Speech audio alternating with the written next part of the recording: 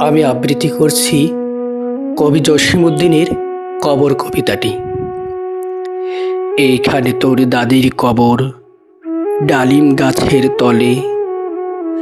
৩০ বছর ভিজায় রেখেছি দুই নয়নের জলে। এতটুকু তারে ঘরে এনেছিনু সোনার মতন মুখ। পুতুলের বিয়ে ভেঙে গেল বলে কেঁদে ভাসাইত বুক। এখানে ওখানে ঘুরিয়া ফিরিতে ভেবে হইতাম সারা।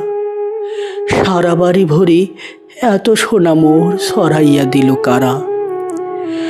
সোনালি উষার সোনামুখ তার আমারে নয়নে ভরি।